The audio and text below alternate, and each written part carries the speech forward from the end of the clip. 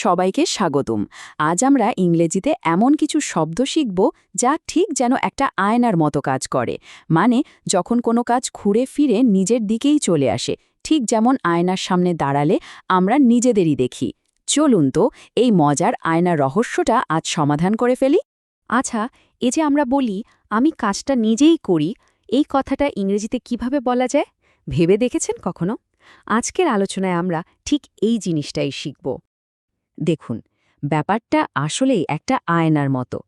যখন কোনো কাজের কর্তা, মানে যে কাজটা করছে, আর কর্ম, যার ওপর কাজটা হচ্ছে, সে একই ব্যক্তি বা বস্তু হয়, তখন কাজটা যেন কর্তার দিকেই ফিরে আসে। আর একেই আমরা বলছি মিরর এফেক্ট বা আয়নার প্রভাব। আর গ্রামারের ভাষায় এই শব্দগুলোকেই বলা হয় রিফ্লেক্সিভ প্রোনাউন। একদম সহজ করে বললে সাবজেক্ট আর অবজেক্ট যখন একই ব্যক্তি, তখনই এই প্রোনাউনগুলো ব্যবহার করা হয়। তাহলে চলুন এই দারুণ প্রোনাউনগুলোর সাথে পরিচিত হওয়া যাক। আমরা প্রথমেই সিঙ্গুলার বা একবচনের ফর্মগুলো দেখব, মানে যখন একজন ব্যক্তি বা একটা বস্তুর কথা বলা হচ্ছে। এই টেবিলটা একবার দেখুন, কি দারুণ না? ব্যাপারটা কিন্তু খুবই সহজ। মায়ের সাথে শুধু সেলফ জুড়ে দিলেই হয়ে গেল মাই সেলফ। ইয়রের সাথে সেলফ যোগ করে ইয়োর সেলফ, একইভাবে হিম, হার আর এটার সাথে সেলফ লাগিয়ে দিন, ব্যাস পেয়ে গেলাম হিমসেলফ, হারসেলফ আর ইটসেলফ। প্রত্যেকটা শব্দই কিন্তু কাজটা যে করছে, মানে সাবজেক্ট, তাকেই বোঝাচ্ছে। শুধু শব্দগুলো জানলে তো হবে না, বাক্যে কিভাবে ব্যবহার করতে হয় সেটাও দেখতে হবে।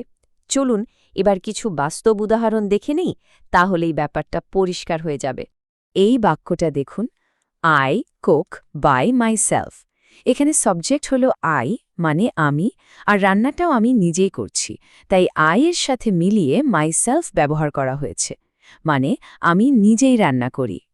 এই বাক্যটার মানে কি? সে নিজের সাথেই কথা বলে।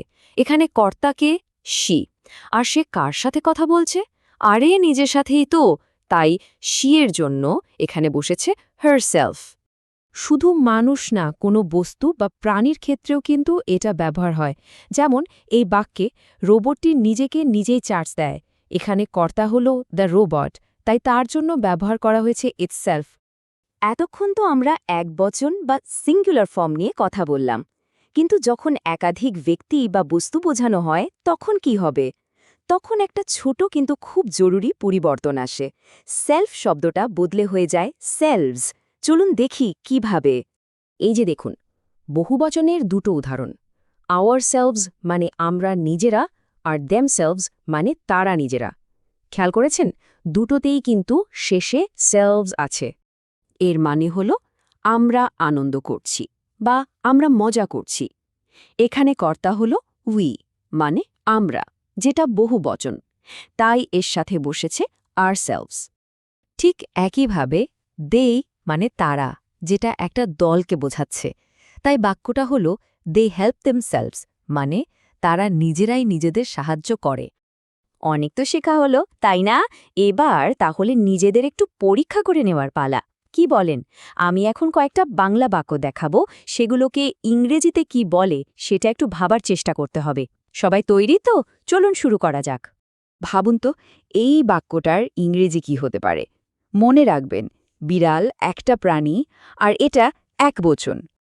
ঠিক ধরেছেন, উত্তরটা হল the cat is cleaning itself. এখানে বিড়াল যেহেতু একটা প্রাণী, তাই তার জন্য ইটসেলফ ব্যবহার করা হয়েছে। এবার একটা বহুবচনের বাক্য, আমরা নিজেরা, এর জন্য কোন শব্দটা ব্যবহার করা উচিত একটু ভাবুন। চমৎকার, সঠিক উত্তর, we solved the problem ourselves. যেহেতু এখানে উই আছে, তাই তার সাথে আওয়ারসেলভস বসেছে।